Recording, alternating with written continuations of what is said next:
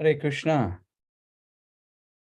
I want to welcome you all for His Holiness Candramauli Swami's daily online class. Thank you all for joining. My humble obeisances to you all. All glory to Srila Prabhupada. Hare Krishna Mataji. Today's class will be a continuation of Srimad Bhagavatam, Canto 1, Chapter 12, verse 4 onwards, which is birth of Emperor Parikshit Maharaj. So I'll go ahead and share the screen and the verse. Thank you, Diptesh Prabhu. Please accept my humble obeisances. All glory to Srila Prabhupada. For my obeisances to all the devotees. Thank you all for being here and giving me an opportunity to serve you in this way. I humbly seek your blessings so that by your mercy, I will be able to do justice to the service that have been given by Guru Maharaj. So, as Dinanath Gauranga Prabhu said, we are continuing our reading of Canto 1, Chapter 12, Birth of Emperor Parikshit, and we are now going to see in this particular verse how wonderful was the reign of Emperor Yudhishthira. So, who is Yudhishthira? He's the son of Dharmaraj. He's, son of pure religion personified. So very elevated personality himself, an ideal king. So we are going to see that in this particular verse. Om Namo Bhagavate Vasudevaya. Om Namo Bhagavate Vasudevaya. Om Namo Bhagavate Vasudevaya. Narayanam Namaskritya Naram Chaiva Narottamam Devim Saraswatim Vyasam Tato Jayamudiraye.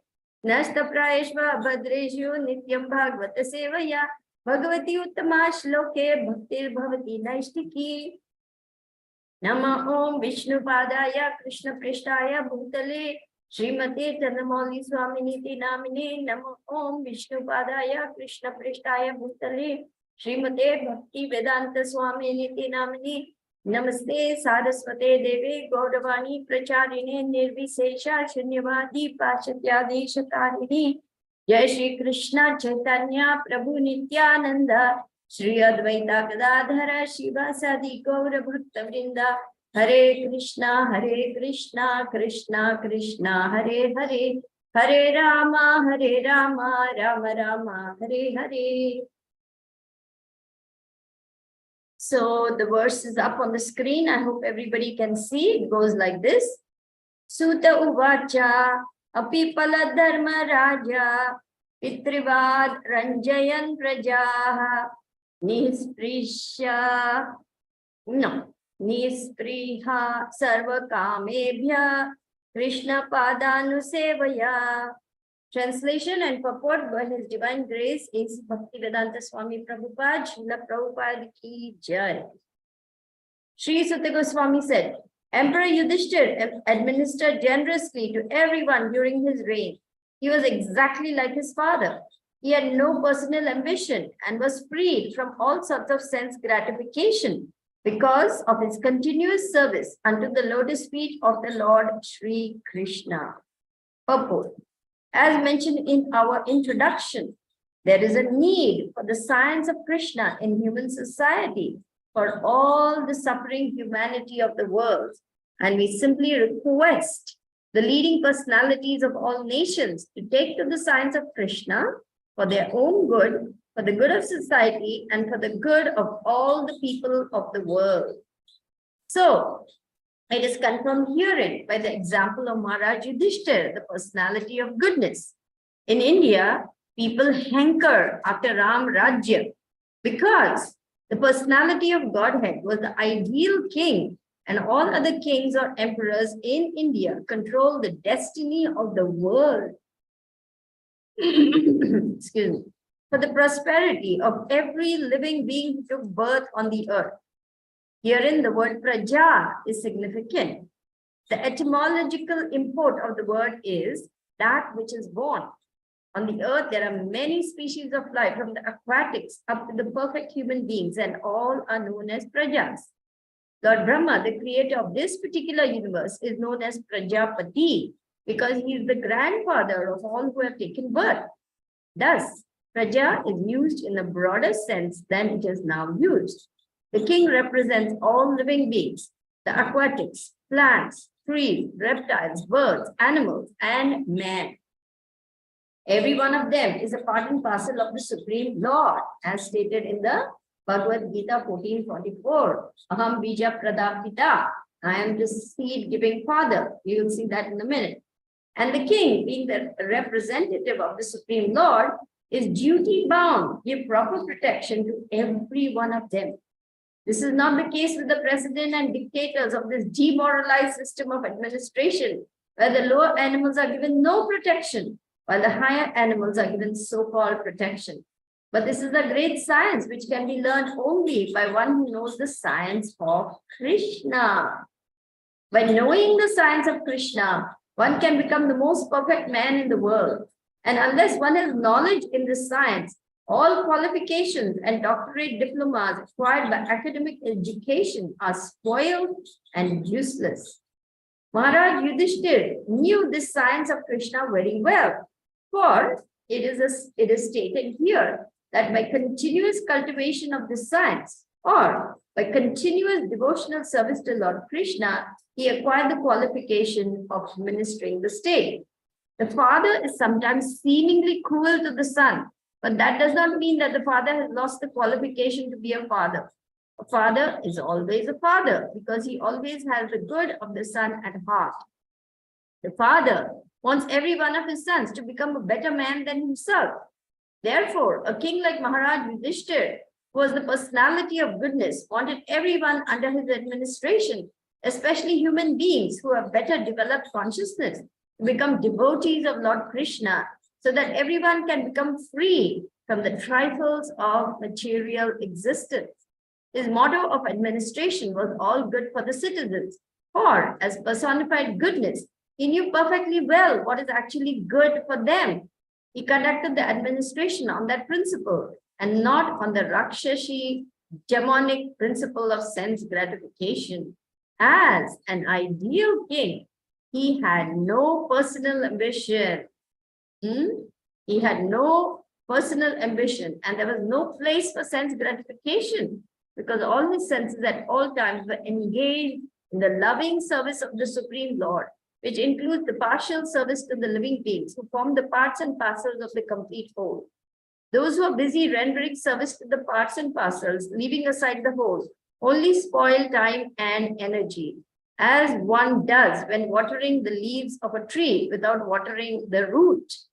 If water is poured on the root, the leaves are perfectly enlivened perfectly and automatically. But if water is poured on the leaves only, the whole energy is spoiled. Maharaj Yudhishthir, therefore, was constantly engaged in the service of the Lord. And thus, the parts and parcels of the Lord, the living beings, under his careful administration, were perfectly attended with all comforts in this life and all progress in the next. That is the way of perfect management of state administration. Om Ajnanatirmirandasya Jnananjana Shalakaya Chakshur Unmilitam Yena Tasmai Shri Guruve Namaha. Shri Chaitanya Manobhishtam Sthapitam Yena Bhutale Swayam Rupa Kadamayam Dadati Swapadantikam. Jai Shri Krishna Chaitanya Prabhu Nityananda Shri Advaita Gadadhara Shivasadi Gaura Bhakta Vrinda. Hare Krishna, Krishna Krishna, Hare Hare, Hare Rama, Rama Rama, Hare Hare. So you see how wonderful was Emperor Yudhishthir Maharaj's reign, the capital of the whole world, because the whole world was one empire. It was Hastinapur, which is now present-day Delhi. From there, Emperor Maharaj Yudhishthir ruled over the entire planet of the earth because the whole earth was one kingdom. And how did he rule? Perfectly. Perfectly. So Ram Rajya, what is the meaning of Ram Rajya? Ram Rajya means when Lord Ram was ruling as king over this whole earth. The Lord himself came down as a prince in the Raghuvamsha dynasty and he ruled the whole And under his rule, people were so happy. There was plentiful rains. No one ever suffered from disease. In fact, there was no old age, diseases, and untimely death.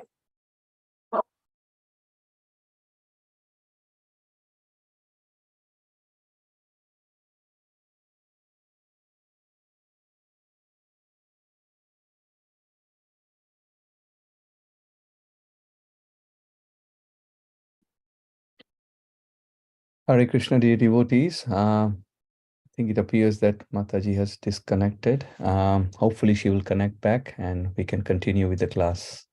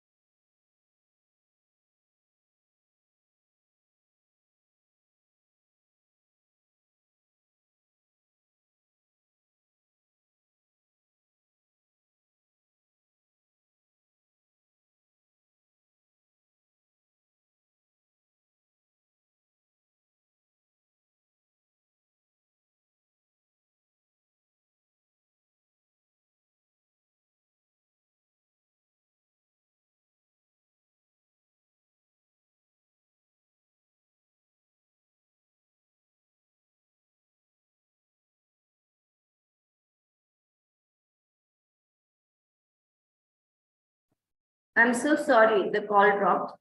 I'm back again. Thank you for your patience. So where were we? Yeah, people were perfectly happy because everything happened timely. The seasons, the rains, the crops, the animals, the plants, the trees, the birds, the aquatics, everyone flourished under the reign of Lord Ram. And Emperor Yudhishthir continued in the same way. And the citizens were completely happy and completely at peace. In fact, Maharaj Yudhishthir was such an exemplary king that it says that the pasturing grounds were muddy with milk, not just rain, with milk, because the cows were so happy. They were so cheerful because they knew they would not be slaughtered. They would be completely protected. And happy cows give lots of milk. We will see that in a moment.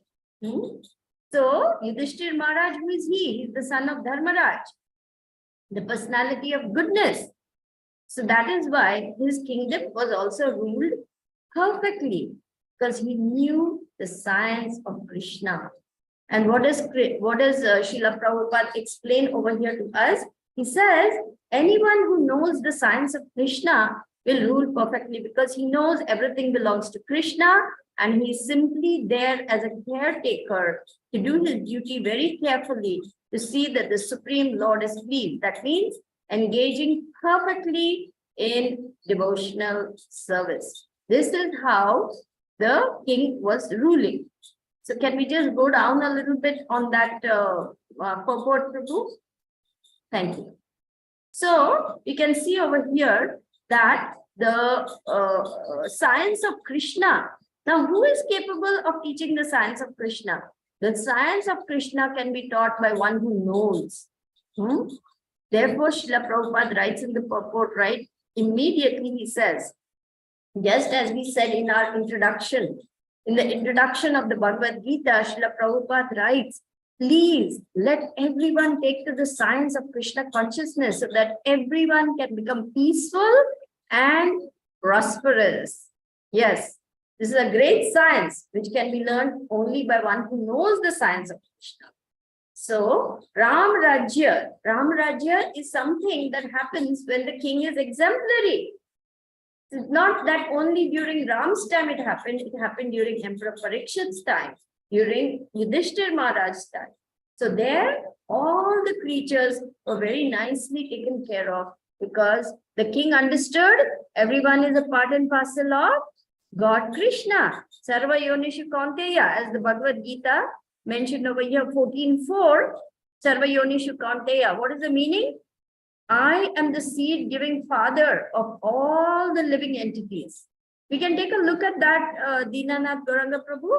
Let's just take a quick look. Yeah. Sarva yonishu kaunteya murtaya sambhavantiya tasam brahma mahad yonir aham bija pradapita. It should be understood that all species of life, O son of Kunti, are made possible by birth in this material nature, and I am the seed-giving father. In this purport, it is so nicely explained that all creatures come from Krishna. He is the original father. So wherever living entities are, where have they come from? They have come from Krishna. Krishna is the original father of all the living entities. So the king who knows this treats everyone as a child of God. So it's not like lower animals were slaughtered to feed the meat-hungry population. No, religious principles were very carefully kept, upheld. And anyone who broke those religious principles were severely punished just to teach people the right way to conduct themselves. Why? Because the king treated all his subjects like his own children. And he taught them that the goal of human life is to progress towards pure love of God. So he wanted them to understand the value of human life and therefore insisted that the cultivation of spiritual values takes place by carefully following Varnashram Dharma. Okay, thank you. Let's go back to the purport, please, of the original verse. Yeah. So he is duty bound to give proper protection. So now what is happening today? What is the demoralized system? Srila Prabhupada is talking about everything is topsy-turvy. They don't care. They slaughter mother cow. They slaughter mother cow. It's a sad thing to say, but they slaughter her babies. They slaughter goats, pigs, chicken, fish. Everything possible is killed today just for the taste of the tongue. But this is not the correct way for man to conduct himself. And that is how we are having such severe reactions in the world today, because we are causing so much harm to Mother Nature. So how this great science can be learned, how to govern, how to administer, how to organize society, how to teach people the value of human life, all this can only be taught by one who knows the science of Krishna. By knowing the science of Krishna, one can become the most perfect man. And unless one has this knowledge, all academic qualifications are of no use. One way Srila Prabhupada said, what is all the use of this BA, MA, PhD, B.Ed, all these degrees are of no use. One must know the difference between matter and spirit. This is real education.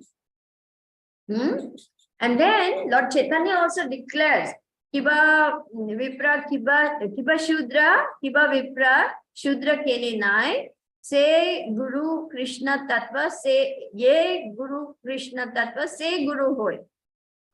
He declares that whether one is a sannyasi, whether one is a Shudra, whether one is a Brahmana, regardless of what he is, he can become a spiritual master if he knows the science of Krishna. That is Chaitanya Charitamrit, Madhya Leela.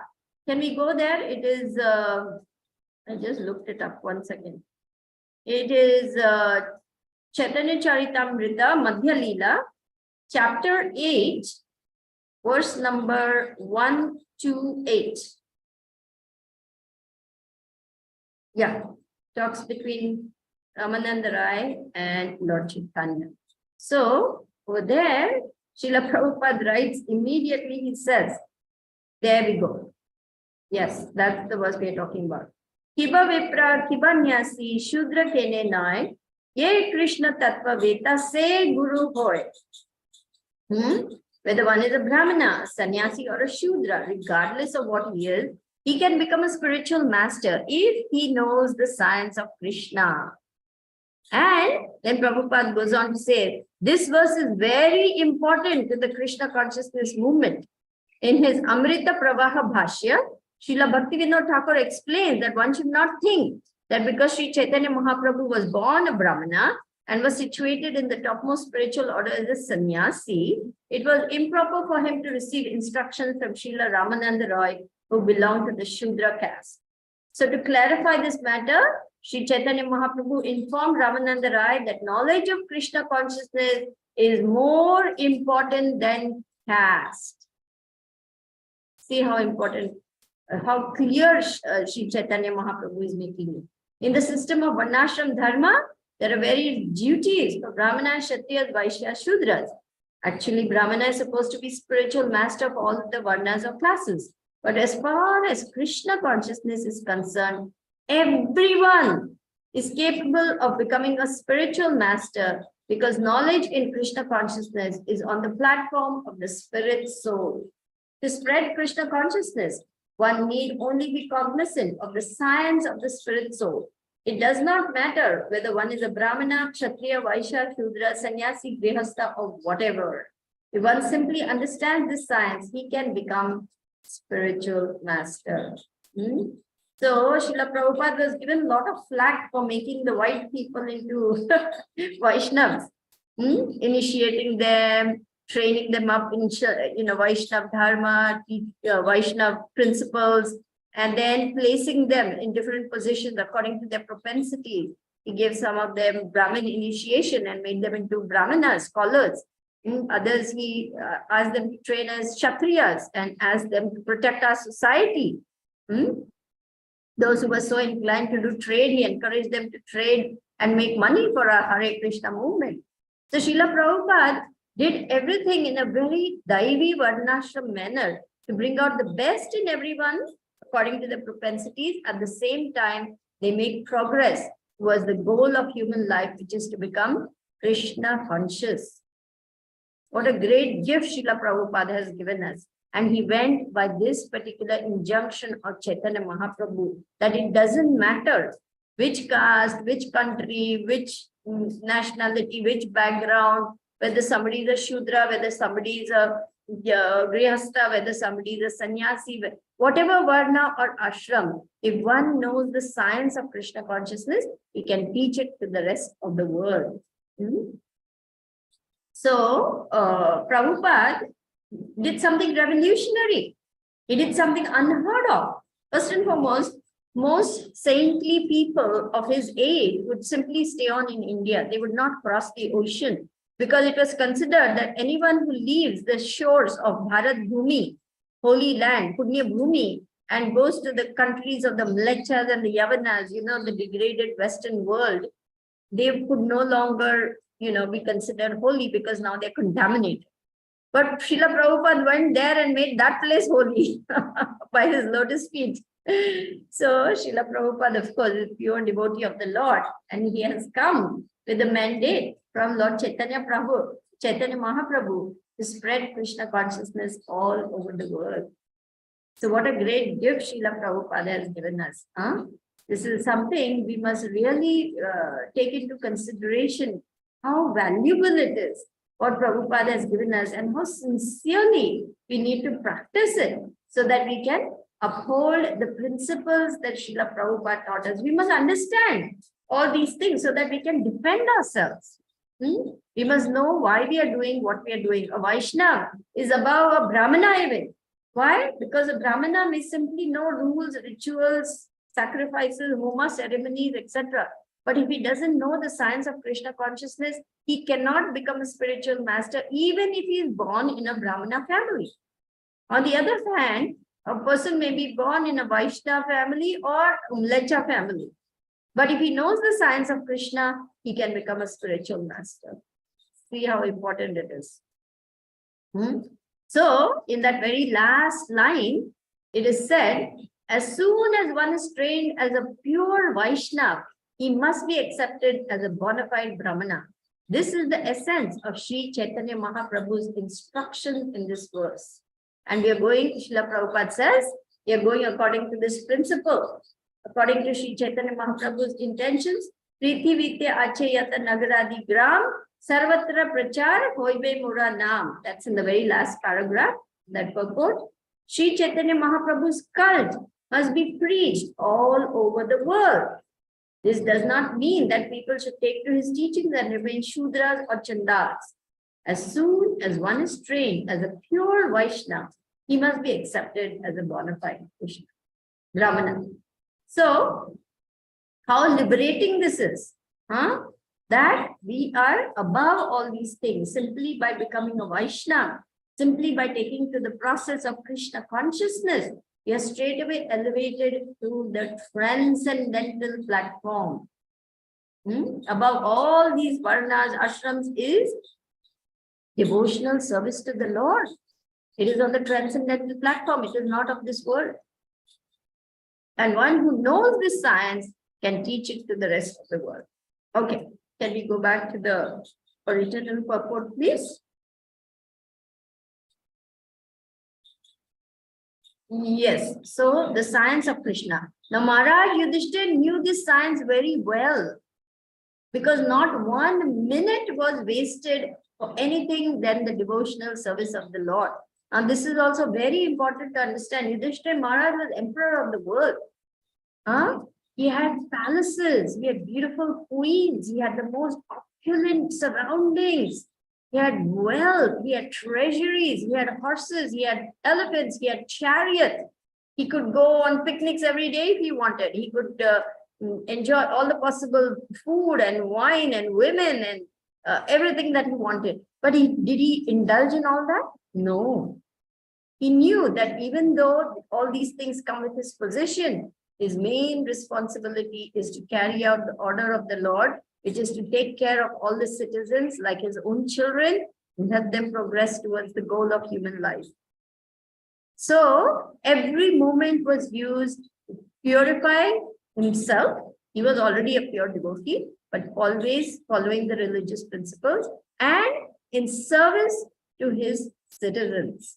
And citizens did not mean only human beings. It meant all of creation. And because he ruled so well, all of creation was also happy. The animals were happy, the birds, the bees, the trees, everything. All was perfectly in order and the citizens were perfectly peaceful. His motto of administration, all good for the citizens. So he knew what is actually good for them. And therefore he carried out his duties in that way. Nowadays, if a person comes to power and they can enjoy opulence, what do? Grab it. In fact, they loot the treasury. They exploit their position to levy more and more taxes on people. And out of greed, they usurp that money, salt it away in hidden bank accounts in other countries, and then use that to enjoy with wine, women, song. They are no better than animals because eating, sleeping, mating, defense is on the level of animal. Prabhupada said that animal is four-legged animal, you are two-legged animal. Without knowing the higher purpose of the human form of life, without knowing the essence of the divine in you, that means you are spirit, soul, you are not this body. And your duty is therefore to render service to the supreme soul, Krishna. We are only functioning on the level of animals, which is what is happening today. No wonder our leaders are caught in one scandal after another and deposed or dethroned or de-elected or something out of a few years. Then another rascal comes and he does the same thing and then another rascal comes. So this is what is going on in the name of so-called democracy. Prabhupada said, no, we must have God-conscious leadership. Only if we have God-conscious leaders, then we can hope to see a difference in this world. So at one point, devotees actually floated a party in America. In God we trust. And they began, running for president, for local governor and things like that. But at first, Srila Prabhupada encouraged that. Then he said, we are not politicians and we are not interested in engaging in politics. We are interested in uplifting the consciousness of the people. This is our real business. And then automatically there will be Varnashram Dharma. There will be Daivi Varnashram. Okay, can we go further down, please? So this is called a Rakshashi principle of sense gratification. So, and sometimes people who are misguided, they are maybe even pious. And they have this sense of, we want to do good in the world. We will open hospitals, we will start orphanages, we will start schools, we will distribute free food. We will have medical institutions with subsidized medical facilities, and so on and so on and so on and so on and so on. But still there's dissatisfaction. Still there is complaint. Why? Because they are watering the leaves of the tree. They are not watering the root. They are not taking into consideration the pleasing of the Supreme Lord. They are doing their extended sense gratification. I think this is good for people, so I'll do it. I think that is good for people. So nationalism, socialism, communism, this ism, that ism, that ism. Prabhupada said, this ism, that ism. We need Krishnaism. But when water is poured on the root of the tree, which means when Krishna is happy, then everyone is happy and satisfied.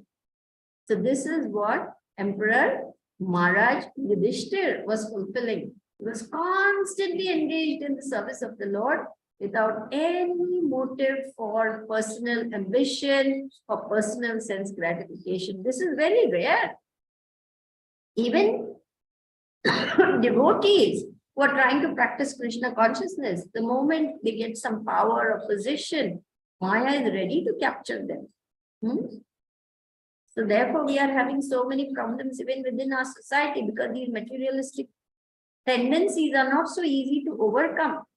We need to work very hard on ourselves, to purify ourselves of this tendency to lord it over others, to lord it over material nature, to usurp things that actually belong to Krishna for our own sense gratification.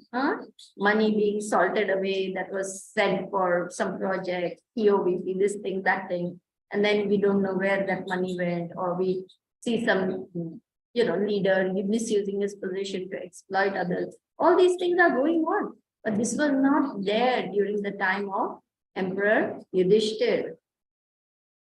They were very strict with aggressors also. Anybody who broke the law, they were immediately and very strictly punished. There was no mollycoddling of criminals like we have today.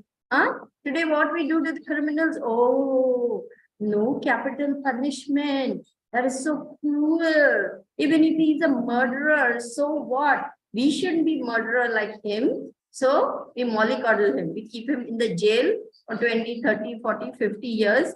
He eats and sleeps nicely at taxpayers' money. And what compassion are we showing for him? Because he's going to have a horrible death in his next life. Real compassion is to immediately give him capital punishment so that he pays the debt for that murder in this lifetime. And he begins his next life with a clean slate. That's real compassion. Instead of allowing him to be subjected to the horrible karma that is awaiting him in the next life and mollycoddling him and wasting taxpayers' money. But because people do not know Vedic scriptures, they have, as Prabhupada said, a poor fund of knowledge. What do? We mollycoddle our criminals. And those guys are laughing. They sit in the jail and they continue their drug cartels and their activities. They pay off people and they do all kinds of things sitting in the jail. So the jail simply becomes another office for the criminal to keep on his criminal activities. And it's all a big farce. It's all a big eyewash. Oh, we have incarcerated this drug boss. We have incarcerated this mafia criminal. And they just carry on their activities. With their big money, they buy off the lawyers and this and that.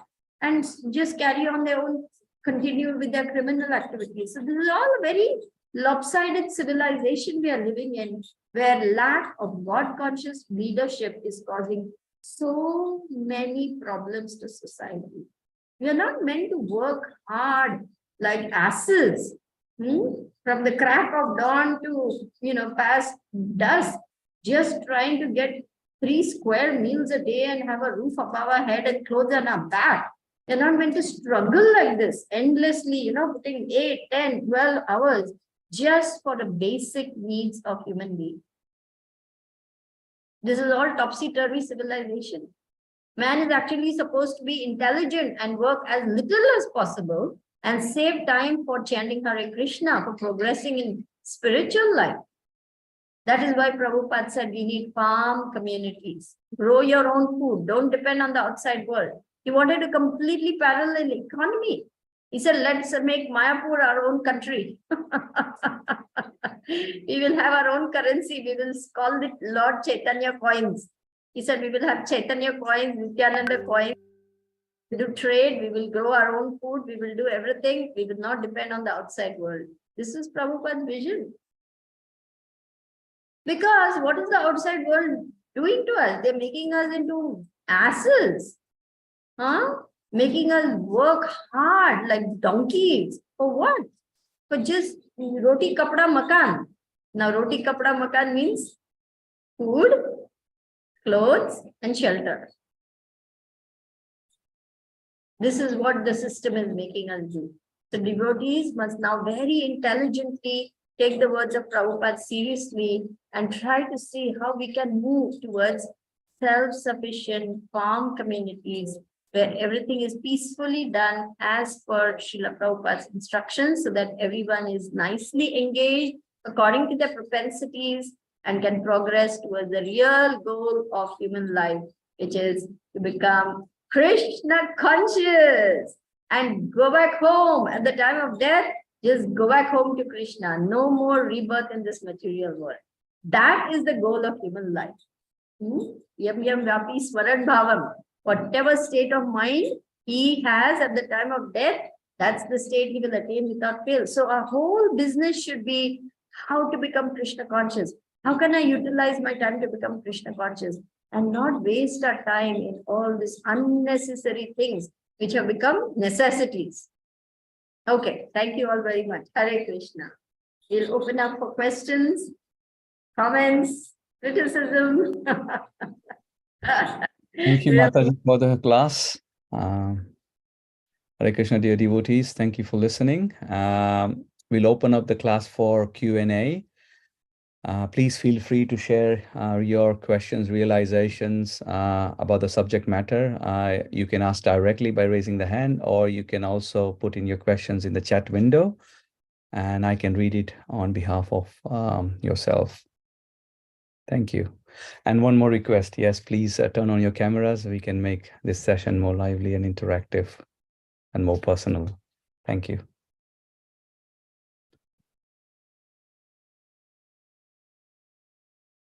So Mataji, whilst the devotees contemplate on questions and realizations, I have a question in the sense, it's a practical question that I come across, and I'm trying to find an answer for it. So taking care of all the living entities. So in our daily dealings as well, we need to make sure is that we don't unnecessarily kill other living entities because they're part and parcel of Krishna. Sometimes it is unavoidable. So one of the examples is that in my garden, I've got roses, and I have to disinfect. I have to spray with some insecticide because I use those flowers for summer 4 months to offer it to the Lord. Now, if I do that, then I'm killing all these. It's get infested with lots of green flies and things like that. So if I do that, I'm unnecessarily killing. But then if I don't do it, then I won't have any flowers left to offer it to the Lord. So how do we deal with those situations, those principles in respect to taking care and being mindful of not doing harm to other living entities, Mataji?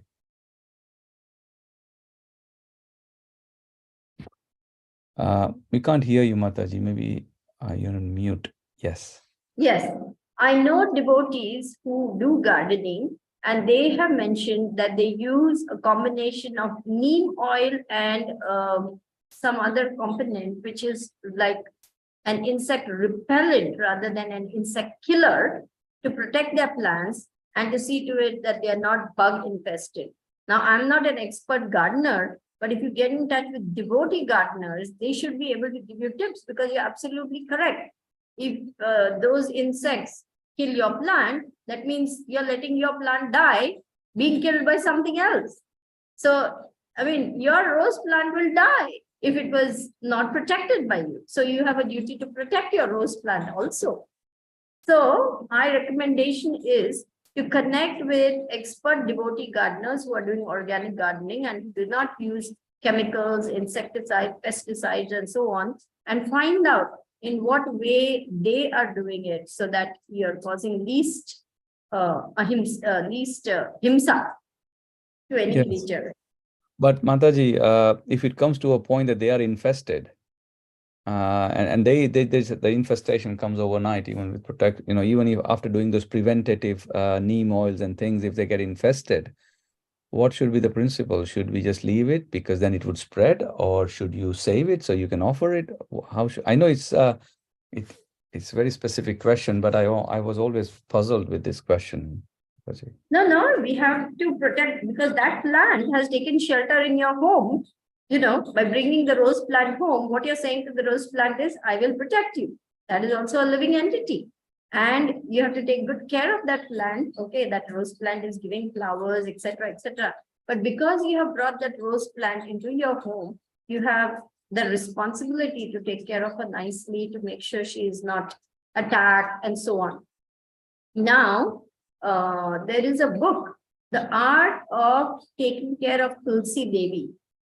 In that, there's a whole list of all the things you can do, because Tulsi also gets frequently attacked by many things, and they have given a list of all the things to take care of Tulsi nicely, as well as prevent her from dying due to being attacked. I recommend that book just to see what tips you can get about dealing with this problem. Beyond this, I don't have so much in-depth knowledge of how to deal with the actual attacks. No, thank you, Mataji. No, I was more wondering is not about what can we do. Yes, we can do preventative things, but if it comes to a point where you have to take a call whether to use insecticides or another harsh organic materials to control that infestation, which results in killing, can we do that? I don't think that we should kill another creature just like that. There should be some way to get rid of those insects without killing the rose plant or killing those insects. How do other devotee gardeners deal with these issues? I have to check. Most of them get it from the supermarkets, the flowers. But I can check, Mataji. But thank you very much for your response. This is the extent of my knowledge. I wish I knew some more to tell you, but I don't know. I do know that the art of taking care of Srimati Tulsi Devi, there's a book that gives so many different suggestions. So maybe you can take a look at that book. Sure, Mataji. Thank you. Thank you. Nice question. So, dear devotees, any further questions, comments, realizations? If you can also type, I can read your questions.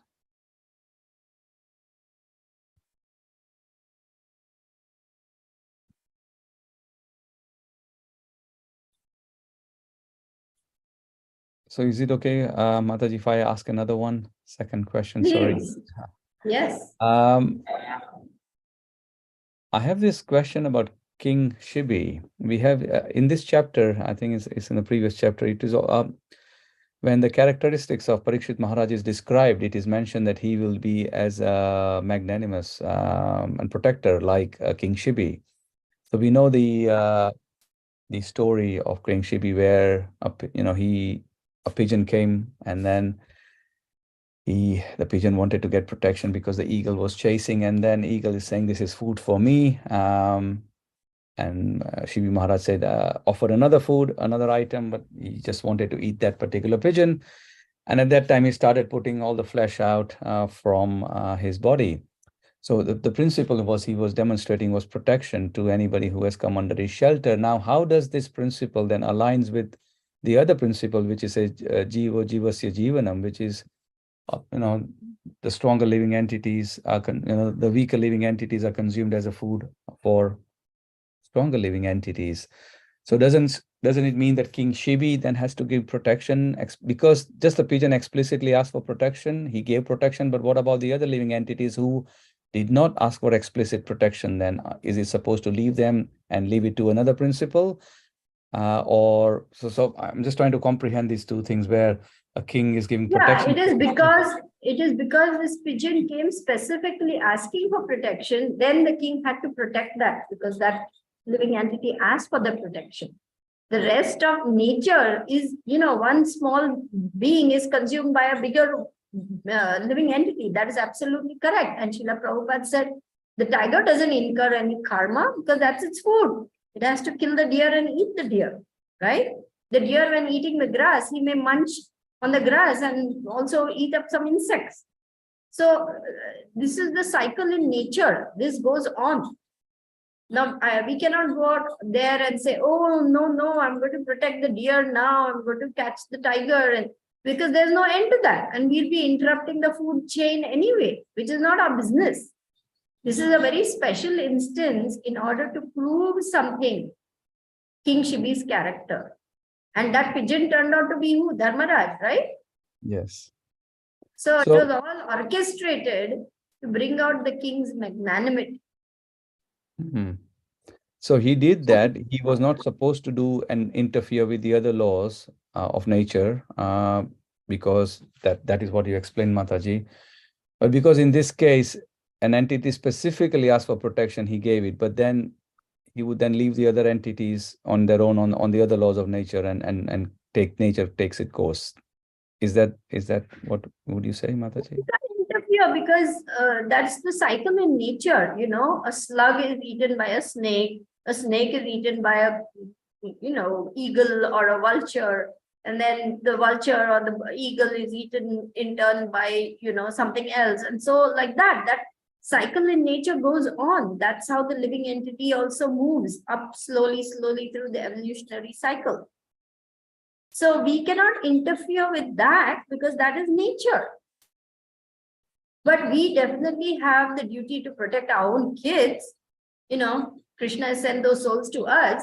Or if we have a pet animal in the house, or if we have a mother cow, we are taking care of mother cow, then we have a duty and a responsibility to protect. In fact, it is said in Grihastha life, even the little lizards and, snakes which may be hiding in the roof, they're also to be treated as one's own children because they have taken up residence in your house. Thank you, Mataji. No, this helps. Thank you very much. We've got a question, two questions, one in the chat. I'm sure we can take those both questions. But Scarlett Mataji, would you like to go ahead and ask your question? Yes, Hare Krishna, and thank you for a wonderful class. Please don't be annoyed. What I'm going to say now, it's a mix of question and comment. In my understanding, in my learning, it's that anything which is for Lord should be good take care of when you are going to offer, because you say that you're going to offer the flower to Lord Krishna, and then I think this is to Lord Krishna, and you have to protect the thing that you're going to offer to Lord Krishna, and that's why in my understanding, it's okay that you're protecting it by using some kind of something to make the insects go away, or if they don't, then they die. Yes, but you're not doing it for your own pleasure. You do it because you want to protect for Lord Krishna. Have I understanding wrong, or it's somewhat okay? Justified. That's exactly what Dinanath Gauranga was asking, that can we then kill those insects which are attacking that plant, because otherwise the plant will die. That's exactly the same question which came up just a few minutes ago. So the point is, even if you are doing something for Krishna, the devotee has to think very carefully about not hurting, like say, oh, I'm carrying this prasadam for Krishna, but while carrying that prasadam, I'm elbowing people out of the way and pushing them, and all. That's not pleasing. You're supposed to do your service, but you're supposed to also do it nicely, right? We don't say, I'm doing my service, so anything goes. It's not like that. You have to do the service in such a way that it is pleasing to Krishna. So we have to be careful, even if you're taking care of a plant.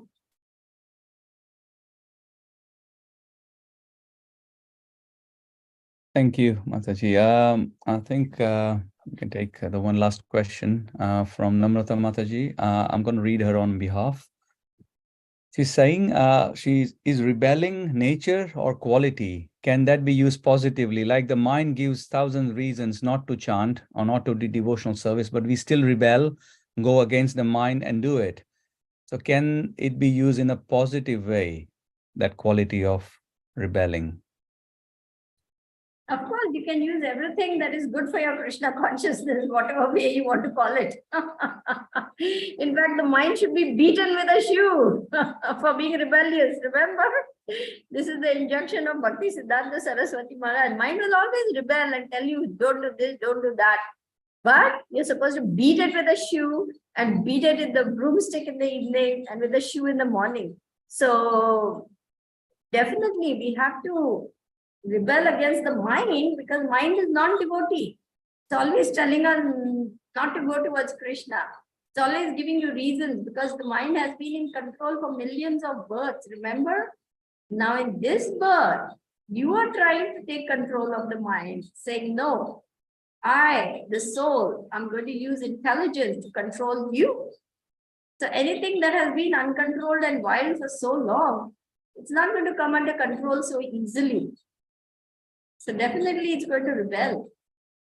So we have to rebel against that rebellion. And we have to do all we can, chant and to do our service.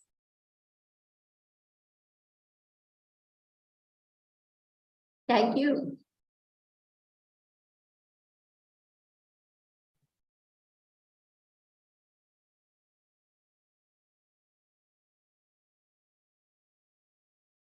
We've got 4 minutes. If anybody has any questions or comments, more than welcome.